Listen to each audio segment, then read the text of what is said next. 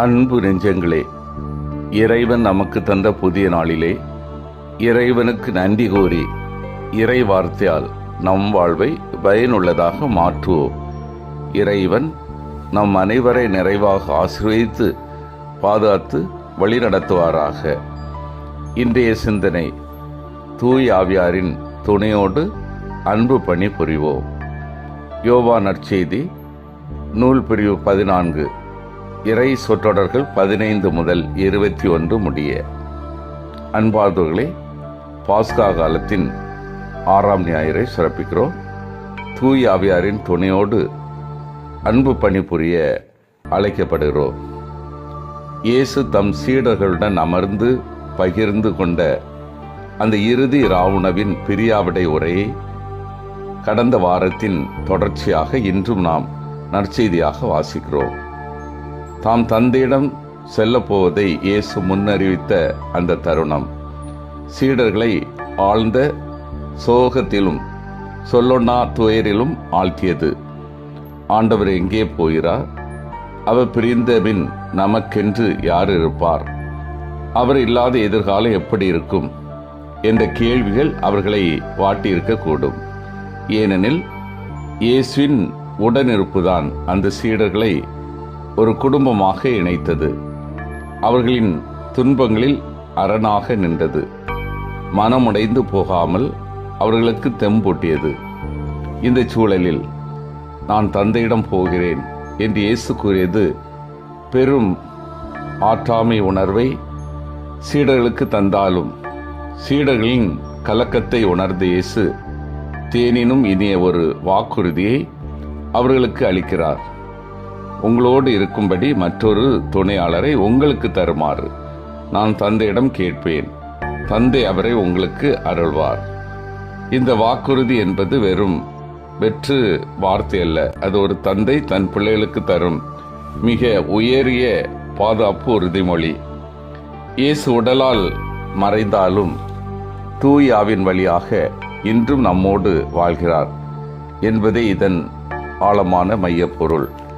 ஆகவே தம்மை நம்பி இறையாட்சி பணி இயக்கத்தில் தங்களை முழுமையாக இணைத்து கொண்ட சீடர்களை ஒருபோதும் திக்கற்றவர்களாக தான் விடுவதில்லை என்பதை இயேசு மிக உறுதியாக கூறுகிறார். தந்தையிடமிருந்து தாம் அனுப்புகின்ற துணையாளர் அவரின் பிரிவை உணரா வண்ணம் சீடர்களை தேற்றுவார். ஒரு தாயைப் போல அருகிலிருந்து ஆறுதலளிப்பார். கடினமான பாதைகளில் சோர்ந்து விழாதபடி ஆற்றல் தருவார். தங்களுக்காக பரிந்து பேசுவார். எந்த ஒரு சூழலிலும் முடிவெடுக்க திணறி தடுமாறும் போது அந்த துணையாளரை தெளிவான ஆலோசனைகளை வழங்கி வழிநடத்துவார். தாம் போதித்த உண்மைகளை அவர்களுக்கு மீண்டும் நினைவூட்டி தமது இறையாட்சி பணியை தொய்வின்றி தொடர்ந்து முன்னெடுத்து செல்ல அந்த தூய ஆவியானவரை உந்து சக்தியாக திகழ்வார் என இயேசு மாபெரும் நம்பிக்கை அளிக்கிறார். இயேசு வாக்களித்த இந்த துணையாளரின் உடனிருப்பு வெறும் அக உணர்வு மட்டுமல்ல, அது செயலில் வெளிப்பட வேண்டிய ஒன்று. ஆண்டோடைய விண்ணேற்றம் என்பது மீட்பு திட்டத்தில் நிகழ்ந்தே தீர வேண்டிய ஒரு கட்டாயம்.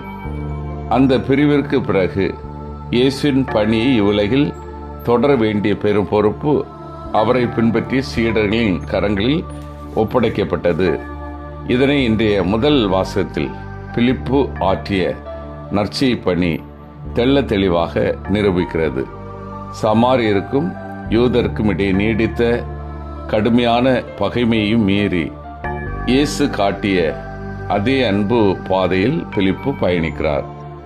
தூய ஆவியாரின் ஆற்றலால் ஈர்க்கப்பட்ட பிலிப்பு பிணிகள் தீர்த்தும் தீய ஆவிகளை விரட்டியும் சமாரியாவிற்கு பெரும் மகிழ்ச்சியை கொண்டு வருகிறார்.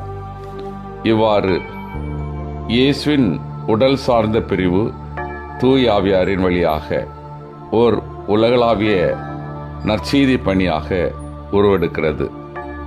அன்னை தெரசா கூறுவது போல, ஆண்டவர் நம்மை பயன்படுத்துவதற்கு நாம் வெறும் கருவிகளாக மட்டுமே இருக்கிறோம். அந்த தூய ஆவியானவரே நம்மை இயக்கும் ஆற்றல். பிலிப்புவை போல நாமும் அந்த துணையாளரின் குரலுக்கு செவிசாய்க்கும் போது நம் வாழ்வும் பிறருக்கு மகிழ்ச்சி தரும் நற்செய்தியாக மாறுகிறது. இன்றைய 2வது வாசத்தில் கிறிஸ்து இயேசுவை தலைவராக கொண்டுள்ள நாம் அவரை பற்றி அறிவிப்பதில் கருத்தாக இருக்க வேண்டும். எத்தகைய துன்பம் வந்தாலும் இயேசுவின் மதிப்பீடுகளின்றி விலகக்கூடாது என்பதை புனித பேதுரு தீமை செய்து துன்புறுவதை விட நன்மை செய்து துன்புறுவது மேல் என்கிறார். அன்பார்ந்தவர்களே, இன்றைய சிந்தனையிலிருந்து நாம் கற்றுக்கொள்ளக்கூடிய முக்கியமான பாடங்கள்: 1. நாம் இறைவனை நேசிக்கிறோம் என்பதற்கு மிக சிறந்த அடையாளம் அவருடைய கட்டளைகளுக்கு கீழ்ப்படிந்து வாழ்வதுதான். புனித அன்னை தெரசா கூறியது போல, சிறிய காரியங்களை செய்தாலும் அவற்றை மிகுந்த அன்போடு செய்ய வேண்டும். இறை கட்டளைகளை நம் அன்றாட வாழ்வில் செயல்படுத்துவதன் மூலமே நாம் உண்மையான சீடர்களாகிறோம். தாழ்ச்சியான கீழ்ப்படிதலே நம்மை தூய் ஆவியாரின் வழிநடத்தலுக்கு தகுதியுள்ளவராக்குகிறது. 2வது, ஆண்டவர் இயேசு சீடர்களுக்கு வழங்கிய மிக உன்னதமான வாக்குறுதி உங்களுக்கு துணையாளராம் தூய் ஆவியை பெற்றுத் தருவேன் என்பதாகும். இந்த தூய் ஆவியானவர் உண்மையை எழுப்படுத்துவார். அவரது வழிகாட்டுதலோடு நாம் செயல்பட வேண்டும். 3வது, கடவுளுடைய பணியை செய்கின்ற பொழுது துன்பம், துயர, வேதனை ஏற்படுவதுண்டு, சோர்ந்து போடாது. கடவுளது உடனிருப்பு அனுபவத்தோடு சிறப்பாக செயல்பட வேண்டும். சிந்தித்து தியானித்து செயல்படுவோம். நான் இறைவனது கட்டளைகளுக்கு கீழ்ப்படிந்து அன்பு வாழ்க்கை வாழ்கின்றேனா? உண்மை வெளிப்படுத்த தூய ஆவியாரின் துணையோடு பணி செய்கின்றேனா? இறைவனது அன்பு பணி செய்யும் போது ஏற்படும் துன்பங்களை மனவொந்து ஏற்றுக்கொள்கின்றேனா? மன்றாடுவோமாக. வல்லமை மிக்க இறைவா, நாங்கள் அனைவரும் உமது கட்டளைக்கு கீழ்ப்படிந்து அன்பு வாழ்க்கை வாழவும், உண்மையை வெளிப்படுத்தும் தூய ஆவியானவருடைய துணையோடு பணி செய்யவும், உமது அன்பு பணி செய்யும்போது ஏற்படும் துன்பங்களை மனவொந்து ஏற்றுக்கொள்ளவும் வரம் தாரும். ஆமீன்.